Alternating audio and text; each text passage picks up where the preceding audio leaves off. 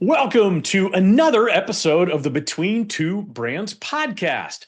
I'm still your host, Bill Petrie, and as always, thank you for coming along on the ride with me on this little, let's call it a content journey, shall we? I think we have a really interesting show for you today. I love our guest. Can't wait to get to her in just a little bit. But I've got a little bit of a billatorial to kick us off today.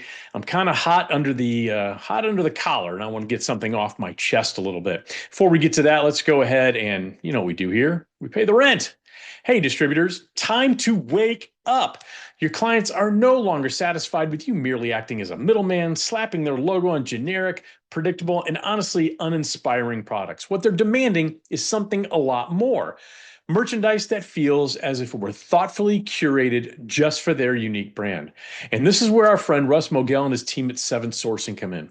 With over 30 years of custom direct merchandise sourcing, they are the clear leaders in the space. Here's just a few reasons why you need to partner with 7 Sourcing when it comes to overseas merchandise sourcing.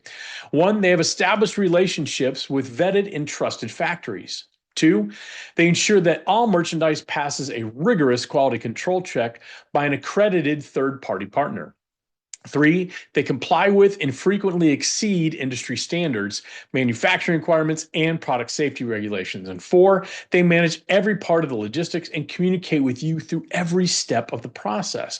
In other words, with their expertise, they know how to deliver bespoke merchandise that will position you as the hero in the eyes of the client, while also steering clear of those common pitfalls that come with managing it on your own.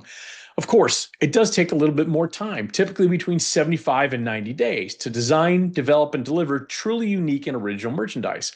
But don't you think that extra planning is worth it to craft exceptional products that foster lasting loyalty? I certainly know for a fact that it is. So when you're ready to elevate from yourself from a distributor that slaps logos on products to a true partner who delivers unique, custom branded merchandise designed specifically for your client's brand, reach out to Russ and his team over at 7sourcing.com. All right. So been an interesting week for me. I always try to figure out what do I want to talk about during the opening shot. And I made a tactical error, it would appear, on social media this week. So I want to talk about some lessons in social media that I learned this week. I'm going to post right here some things that what I originally posted, how people reacted to it. If you're watching this on video, if you're not, I'll read it anyway. But I made a post right here showing that I paid about $86 for 16 gallons of gas. And I went to great pains before I said anything about the picture that it was not a political post. I was simply sharing my thoughts. And here's exactly what I said. This is not a political post. So if you decide to make it one, I'll enjoy making a game out of deleting your comment. Besides, my opinions are just that, mine. I'm under no illusion that anyone would care what I think in terms of politics, nor would anyone change their mind. So mum I'll be on social media. With that out of the way, I may not be the smartest man on the planet, but this is decidedly unpleasant. That was it. Just a post about how unpleasant high gas prices are. And initially got a lot of support, people commiserating how expensive things are.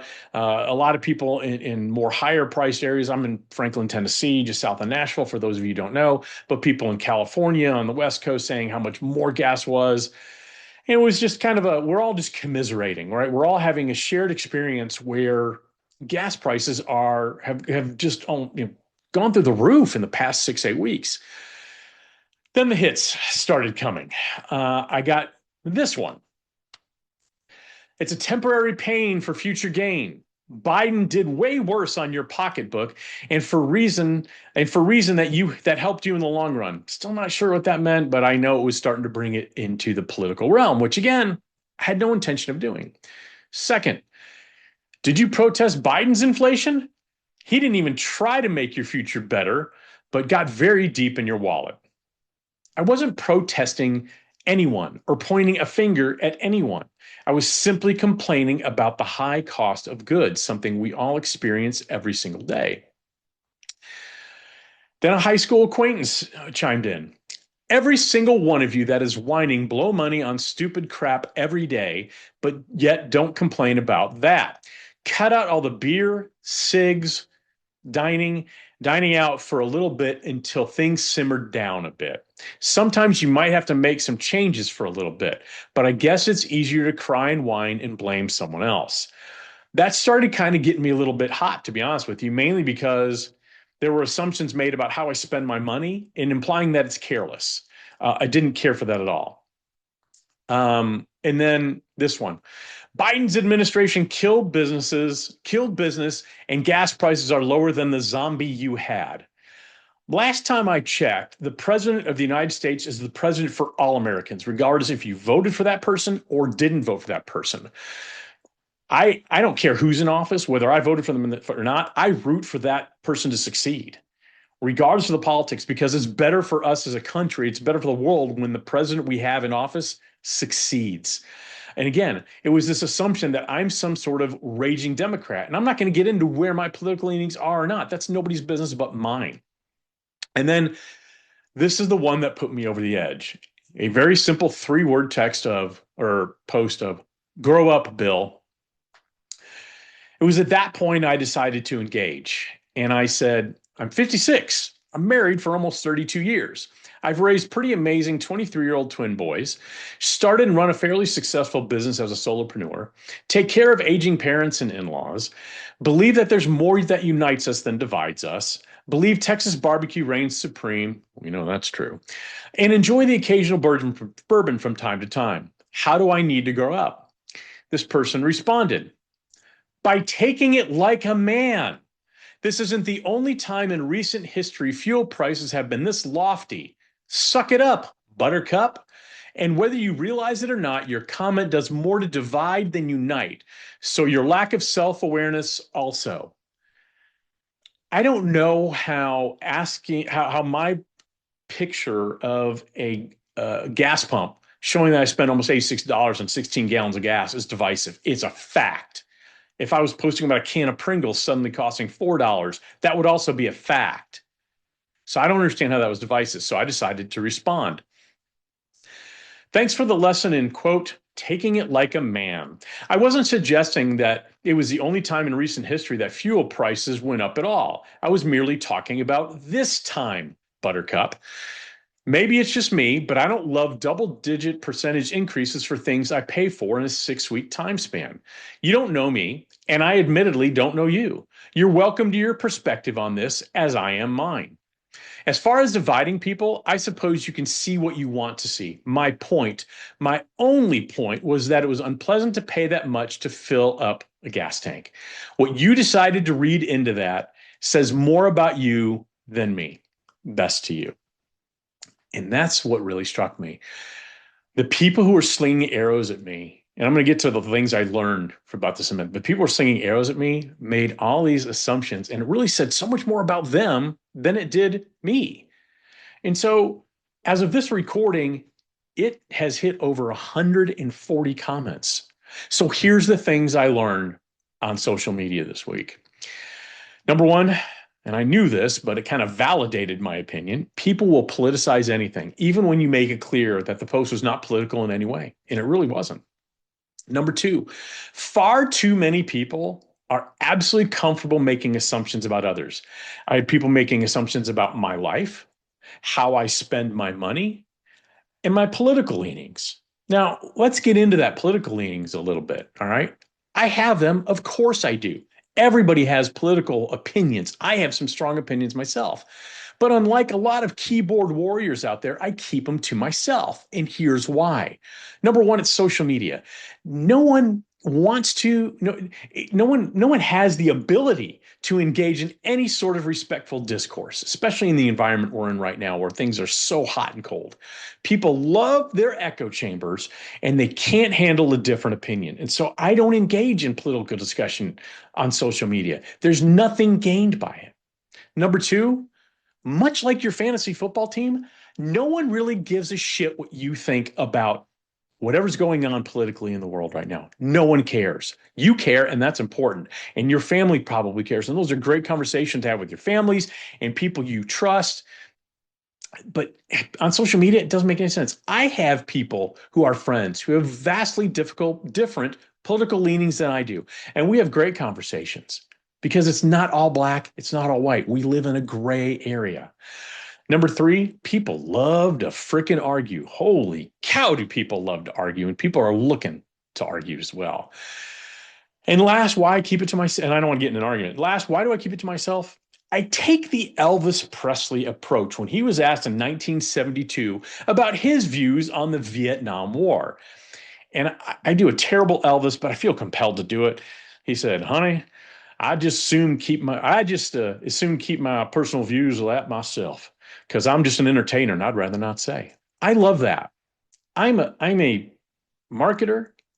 I'm a branding person. I work in the promotional products, the branded merchandise industry. I do a podcast. I create content. And no one really cares probably what I think. And honestly, I want to keep it that way. Those are for me. All right, number three, the most vocal people of all are people I didn't know. Have no idea of the person who told me to grow up. I have no idea who the person is who said the zombie I put in office. Just so it's amazing how that anonymity, people love that anonymity, and the more anonymous they are, honestly, the more shitty they are. Number four, respect wins. I took the high road with everybody I engage with. At least I think so. Yeah, I called a guy Buttercup. Maybe I shouldn't have, but I got so many messages from people privately and through text and actually in the Facebook post giving me props about being respectful and being a gentleman. And I appreciated that because nothing, I think it's Kirby who once said, when you argue with people, you don't want to sink down to their level. And he's absolutely right. Number five, holy cow, this is why we can't have nice things. Folks, it was a post about gasoline. So I'd love to hear your thoughts about how you handle when people come at you when you're not being political and they assume that you are. But it was an interesting couple days, that's for sure. All right, before we get to our guest, which I'm super, super, super pumped about, let's go ahead and pay a bill, shall we? Hey, do you know what season it is? That's right, it's business valuation season. Now, maybe you don't know what your company's worth. Maybe it's been more than a few years since your last valuation and you need a new benchmark to see if your company's actually growing. Heck, you might want to see if it's time to sell your business. Now, regardless of the reason, Jamie Watson and the experts over at Certified Marketing Consultants, they have extensive experience in the world of branded merchandise and the financial knowledge necessary to provide a fact-based valuation of your business. Simply email them at info@certifiedmarketing.com for a confidential discussion today. All right, that's enough of my billatorial. Let's go ahead and bring on our guest. My guest today absolutely does not require any sort of introduction. But you know what? It's my podcast. I feel like wasting her time, my time, and your time. She is the founder of Lemonade Creative Marketing in Baton Rouge, Louisiana, and not surprisingly, is known as the Lemonade Lady because Lemonade is not just her company name. It's her mindset. I actually love this, by the way. Life is 10% what happens to you and 90% how we respond. I couldn't agree more, and I love that philosophy.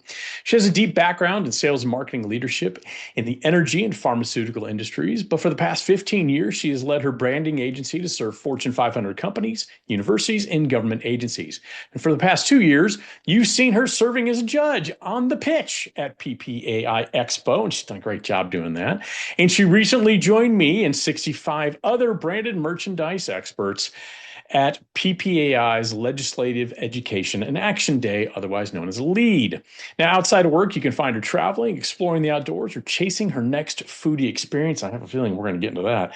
Please join me in welcoming the lovely and talented Nenette Gray. Nenette, thank you so much for joining me. Hey, thank you, Bill. You know that you've arrived in life when you're on Bill Petrie's podcast. So thank you for having me. Oh, you're very kind. I don't think anybody believes that, but since 90% of life is how I react to things, I'm just going to be gracious and say thank you. That's very kind. There we go. You have a fantastic background in sales and marketing. How do you, I'm always fascinated by how people land in the promotional products industry. It's such a hidden industry. And then you realize it's really everywhere if you look. But how'd you end up in this industry? Oh man, it's been a winding journey. You know, when you talk about sales and marketing, it goes all the way back to when I was a kid. I think about some of the things that I did as a child. I was a hustler. I mean, we didn't have a lot in the way of monetary type of we didn't have a lot of money. I grew up Sure. what people would quote unquote perceive as poor. Hmm. We never felt that, and I never felt that. But if I wanted any extra money, I had to do little hustles. So I remember going all the way back to middle school, I became the dealer.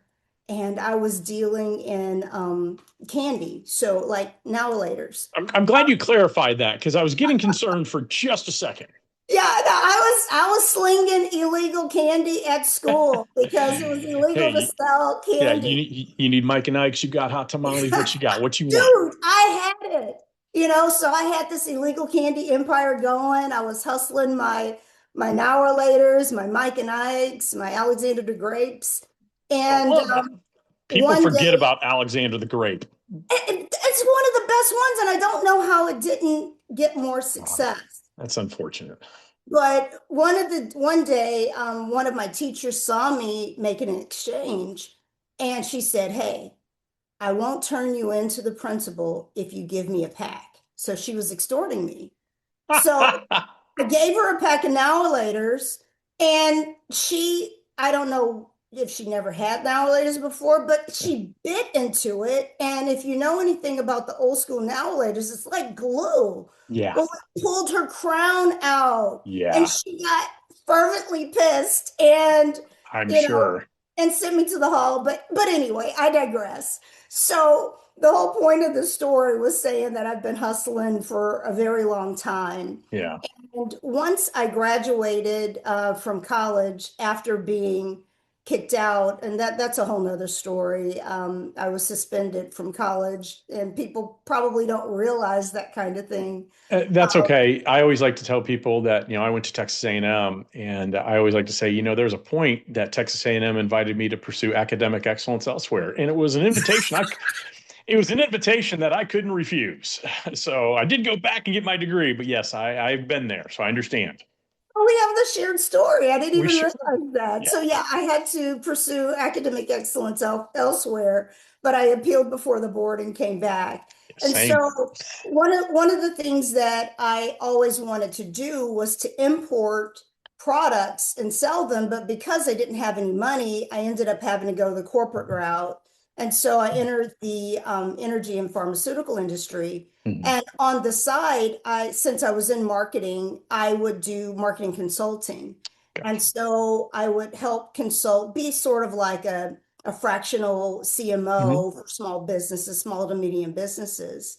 And one of the things that I also did was found that I could do contract printing for t-shirts. So long story Well, short, I was doing contract printing on the side and ended up really fallen in love with the industry because I kind of came in on the side back door. I love that. I'll just share a little bit of my industry story. I don't share it very often, but my mom, my dad worked, my mom kind of just dabbled part-time in certain things.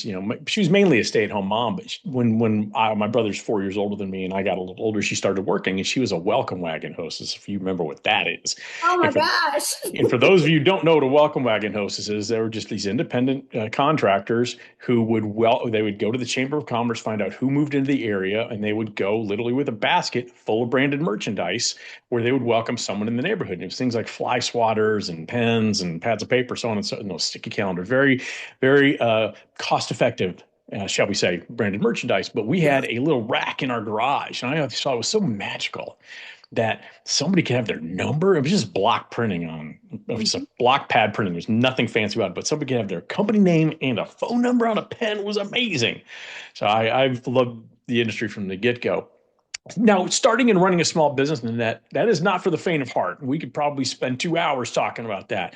Oh, But yeah. what made you decide to bet on yourself and start Lemonade? Well, I did pursue the corporate route for the first half of my career. I was in both the pharmaceutical, well, energy first, and then Sure. evolved to the pharmaceutical industry. Well, in 2010, my pharmaceutical company laid off my entire specialty division. It was about Mm, 1,400 people in that yeah, layoff. And so I was at a crossroads. Do I go and get another good job? Or do I finally start the business I've always wanted? love Because that. as a hustler from back in the day, I saw, my local grocery store owner, and she was like the most successful person in the neighborhood. And I said, I want to be a business owner when I grow up. Yeah. And so when the layoff happened, I decided to turn those lemons of losing the pharmaceutical job into lemonade. And Quite I said, well, literally. what's the worst that could happen? If it Yeah. doesn't succeed, I can always go back and Yeah. get another job. I love So that. I bet on myself, and it's been 15 years now. I think that 15 years is amazing. Congratulations. What's the Thank most you. difficult lesson when you look back? What's the most difficult lesson you learned during those first years? Oh God. One difficult lesson. Jeez, Just man. one, just one. Been a journey. Um, I guess that You know, you we can can't put reframe all it. We can reframe it if you want. What piece of of advice would you give someone starting their own business that you learned? Maybe that's an easy way to frame the question. Well, I mean that is needing to show up. Love it. We all have the desire to get what I call the unicorn clients. For Yes. us, we have a number of unicorn clients, really large Fortune 500 companies. Right. And it didn't start that way. I mean, from the No, beginning, it I never sold does. 24 t-shirts and was excited, and now I've realized that it takes the same amount of energy to sell 24 t-shirts that it does to sell 2,400 t-shirts. Absolutely. No, it's But the great. return on that time invested is great. Yeah, that's So, great. Great advice. You know, when I started Brandivate and I started in the middle of the pandemic, I mean, it was literally July of 2020. And my business model was if you have a Pulse and a working credit card, congratulations, you're now, I would like you as a client. You know, now thankfully I've scaled enough to where I don't have to do that as often, very rarely, but I get it. And you know, you don't get those unicorn clients. Let's talk about Lead real quick because we had some great conversations at Lead. We're going to get into that too, but I think it was your first lead, correct? The first time you'd ever done that? yeah, it's my first lead, and I I guess I've gotten to the point with the business Hmm. where I could step away a little bit more and it's not going to Yeah. crash and burn. Yeah. And I wanted to be able to contribute more, to do some things that could kind of help lift us all. Yeah. And with all that we've been dealing with uncertainty and the instability in business over the last year or so, Yeah. some things impacted by tariffs. It's like, well, what can I do to help? And that's where I sought to get involved with LEAD. Yeah, it was a great event. PPI always does such a great job, and Thorn Run Partners, who is our lobbying firm, did such a fantastic job because they assigned a partner to each group to lead us Mhm. around, which has not been the case in years past. I mean, I remember years past in Lead. I've been doing it for 10 years. I had to call and make the appointments, and no one would go with us, and it was just so it Well, was a that's a different whole different experience. experience. It was. So what surprised you most about that day? So it was your first time doing it. What surprised you the most? Um, I guess that when we sat down, whether it was with a congressperson themselves or a staffer, Hmm. that they genuinely seem to want to hear what our issues are. Yeah. Because over and over they said, if you guys don't inform us of what's happening and how it's They don't know. impacting, then we won't know. Yeah. And so that was very surprising. And the other thing is, I naively did not know how large the halls of Congress are with all of those separate buildings that are connected underground. I hadn't a clue. I didn't either my first time. And if you know, your schedule, the way Capitol Hill works, there's the House side and the Senate side, and they're not close. They are connected At by all. tunnels, but it's kind of a pain to use the tunnels. And if it's a nice day, which thankfully it was a glorious day, you Mhm. can walk there. But boy, I must have gone back and forth. I think I counted my steps this past year. It was 18,000 steps. It was ridiculous how many Wow. steps, just the way our meetings work. We have one in the Senate side, one in the House side. And I remember my first time it just I felt like such a privilege to be there. So, and I know you felt that as well. Why should the industry even care what we're doing when we Yeah. do lead? Why should Um, they care? why should they care? I mean, they definitely need to care I because agree. the things that happen in Congress impact us all. Yeah. and if we don't care, then things can happen that could detrimentally impact all of our businesses. So Totally it's agree. in all of our best interest to care. One of the things I hear from people like, well, no one up there really cares about the promotional products industry. We're at a war with Iran and this, that, and the next thing. And my response is, yeah, but you realize that our industry has about 1 million people employed, roughly. And Mhm. 98% of them are small businesses. That gets their attention. Small Yeah. business, I don't care if you're Republican, Democrat, somewhere down the middle. There's no one who doesn't care about small businesses. Mhm. I fervently believe that. So that what we always share is we're not necessarily talking about promotional products. We're talking about small businesses using the lens of branded merchandise. And I think you did a great job at it. I know we all did as much as we could and follow up. Well, So I wanted to mention, yeah, we talk about small business. This happens to be Small Business Week, yeah, it as does. identified by the Small Business Administration. And we are the backbone of the American economy, Yep, small businesses. yep, And so each and every one of us, whether we're solopreneurs or whether we have an organization with people, we matter. yep. And it's incumbent on us to be able to communicate those issues and everything so that we can continue to grow and then lift everyone. Absolutely agree. We can't assume that they understand what we're going through. Not at all. No. So let's talk about the elephant in the room. It's something you and I talked about a little bit at Lead. Hmm. We talked about starting and running a small business. I'm doing it. You've done it. That is not easy. That is not in dispute. No one will say, oh, that's the easiest thing I've ever done. A lot of people say, I have an entrepreneurial spirit, and that's great, but you have to have an entrepreneurial stomach. Big difference. That is, that's a word. Yes. Absolutely. But you are a Black woman in a Mhm. very historically white male dominated industry. Mhm. How have you navigated that? Well, Bill, that's a very good question because that it's actually something I've navigated in every aspect of my Sure. career. I don't know if you've seen the utility industry, but I think that can be as traditional white male dominated as they come. The Hmm. chip with pharmaceuticals, it's white male dominated, and then Yeah. coming into the promotional or the branded merchandise industry, Hmm.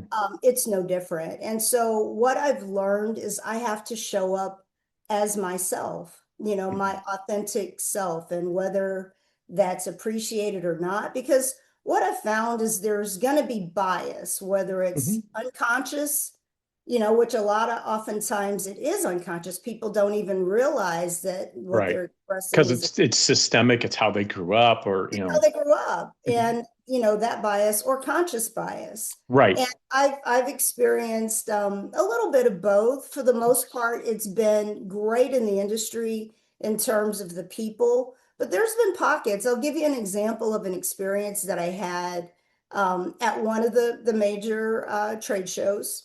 And I was introduced to this line, this apparel line, by one of the multi-line reps. Hmm. So they only can show a finite amount of product. And so Sure. I had this starred as one of the main things I wanted to see when I went to the show. I get to the show and they have this enormous booth. I'm salivating like, oh my gosh, I want to move this up to be one of our first line for that type of apparel. Hmm. Well, I get into the booth and I see that there's maybe five people congregated. I saw that a couple saw me when I walked in. I just went to something that grabbed my attention and started looking. I'm like, well, in the next minute or two, somebody's going to come and welcome me Sure. and welcome me into the booth and ask if I need any help. But, 5 minutes passed, almost 10 minutes passed, and nobody ever came. And I was like, well, that's interesting. But then behind me, several people that didn't look like me Hmm. entered the booth and were greeted almost instantly and helped. And so, when I look at that experience, I recanted that experience to the owner of that company, which I met at a later event, maybe a year later. And I was telling him about that experience and that I hadn't purchased any of their line since then. Sure. And I didn't realize how much it impacted me because before I knew it, I'm telling him the story Right. and I start I was crying. about to say that had to bring up the emotions that you probably shoved down a little bit. Yeah, and I didn't even realize that it impacted me to that level. Hmm. But fortunately, that isn't the rule. I mean, it happens from here or there. Sure. But what I've learned is I have power in where I spend my money. Yeah, you And, do. with the way that our model is, our suppliers are our lifeline. And we want to be able to support the businesses that genuinely, truly want to support us. Yeah. And I have some excellent partners in the industry, and we're looking to grow those and always open, to new partners as well. Yeah, and I love what you said. You can't control what other people think of you when you walk into a room or anything like that. And it could be whether you're the global you, not you, whether you're overweight or bald or have long hair or whatever as a guy, whatever it Facilitator. is. I mean, Yeah, you can't control that. And I told you a story. I don't share this often because there's never really context for it, but I shared my experience. I used to work for a company that was fully woman, fully minority owned. And I went to my first national NMSDC, National Minority Supplier Development Council show. And I was tasked with going to the automotive. It was like a breakout meeting. And I didn't think anything of it. And I walked in. I told you the story. I walked in, 70 people there. I was the only white guy. mhm, And I felt two things. One, I was immediately just uncomfortable because no one looked like me.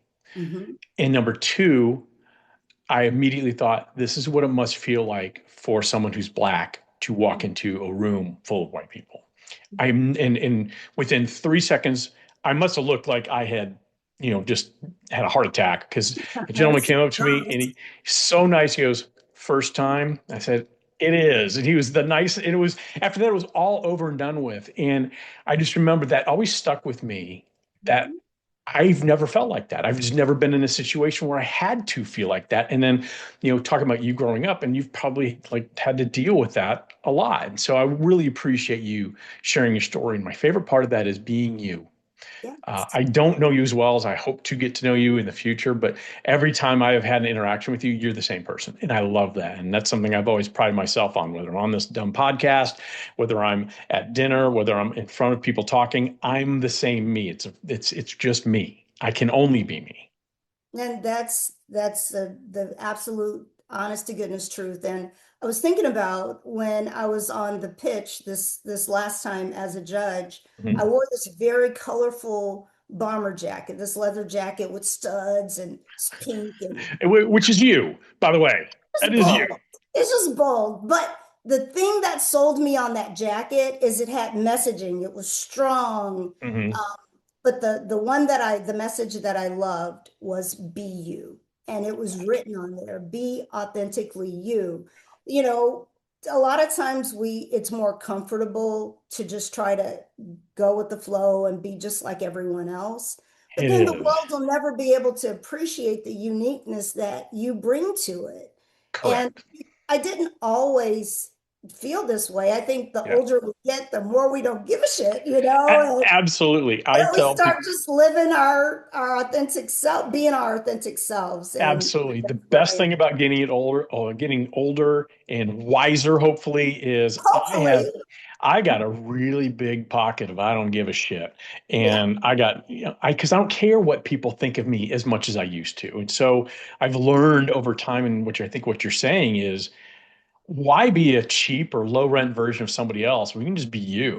that's And right. you don't have to remember things. It's like lying. Why lie? Just tell the truth. It's so much easier to remember the truth So than much lie. easier. All And right. my memory isn't as good, so yeah, Yeah, I'm I not gonna completely lie understand. about All that. right. Thank you so much for sharing that. In just in transparency, it's something Nanette and I talked about in advance. We wanted to handle that with hopefully grace and dignity. And I want to thank you for sharing that. Let's finish with something a little more fun, Yeah. please. Let's get to know you better. I'm a foodie. You're a foodie. If let's say I'm coming to Louisiana for the first time. Mhm. What am I eating? All right, depends on the season. So right now it is crawfish Mud season. bugs. Mud Yes. bug Yes. season. And if you're not from Louisiana, it may be something that you'd see in a ditch, and hopefully he didn't squash them. Yeah, But mud bugs they're are, delicious. I mean, they're everywhere. We can Yeah, go to there's gas stations that boil I them, there's know. trucks, but you got to have mud bugs, and I'll teach you how to eat them. You Yep, have to suck the heads. yep. You twist, push in, pull out, take the tail, suck the head, move Yeah, on. there you go. You got it. Oh, I love crawfish, one of my top five foods of all time. Growing up in Texas, had them all the time, but I've had them in Houston has a great crawfish scene now. But I've been there a few times. You're singing, you're preaching to the choir. So continue, please. So that's one thing. And then well, of course, the other side of the year, it's blue crab season, of course, Hmm. oysters. So all of the seafood. Sure. But boudin, uh, Boudin. it's a blood sausage, Yep. and gumbo, which Mixed with is, rice, though. The boudin is mixed yeah, with it's rice. Okay. rice. Okay. It's rice. And rice and pork. Hmm.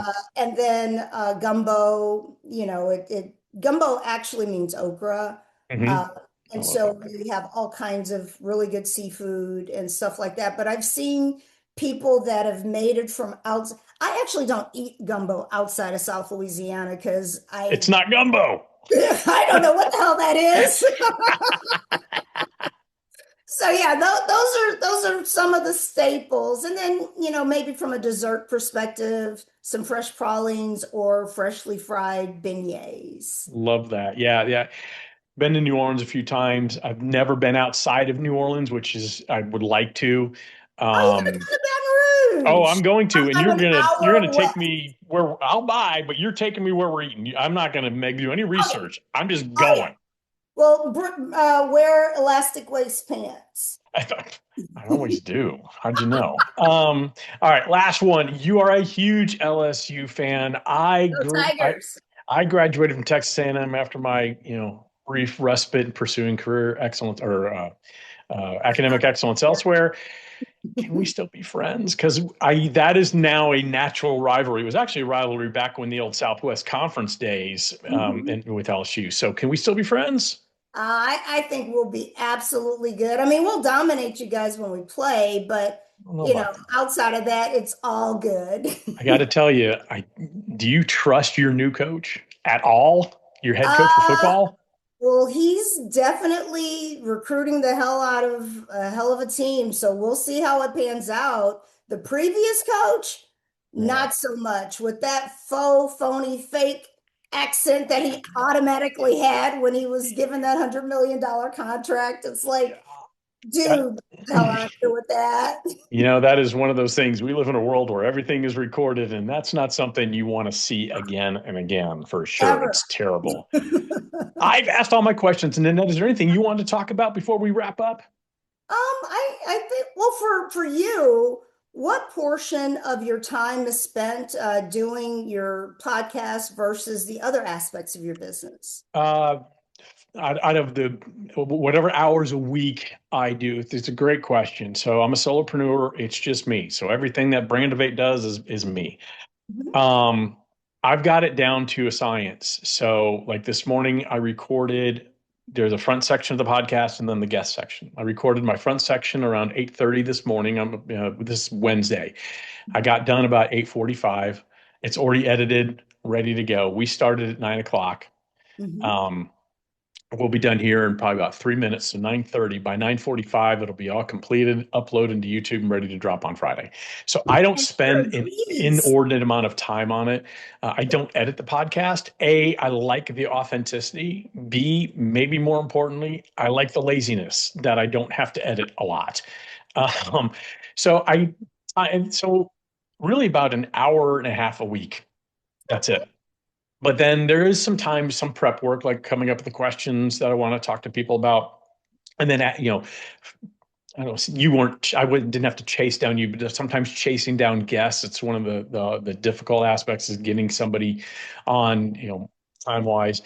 And I think the real challenge though is like this week. So I have a lot of travel coming up to going on family vacation 2 weeks from tomorrow. And so the content doesn't stop, but I'm not going to be recording a podcast while I'm sitting at a swim up pool bar in Montego Bay, Yeah, Jamaica. It's not going to happen. not going to So happen. I got to get all that done. So it's a balance, but it's a really, I don't feel Yeah. like it's a heavy lift for me. I feel that this is just part of just what I do. And you're natural at it. You do a Oh, thank damn you. good job. So Oh, keep thank it up. you. I'm a frustrated broadcaster for sure. That's why I live vicariously through my son, who's calling high school sports in Alabama for his Oh, job. wow. Yeah. Cool. I love it. Yeah. Well, before we say goodbye to you, let's thank our sponsor today, shall we? A big thanks to our pals over at Seven Sourcing for sponsoring this absolutely platinum level broadcast. When you're ready to be the partner your clients want, the one that delivers unique, custom, and bespoke branded merchandise designed exclusively for them, reach out to Russ and his team at sales at sevensourcing.com. Nanette, it has been an absolute delight hanging out with you this morning, and I hope we do it again sometime. Thank you. Now I can eat my now laters that I bought just to be able to show. Well, and I'm going to go find some Mike and Ike's. I appreciate you, Bill. Thanks for having me. Thank you.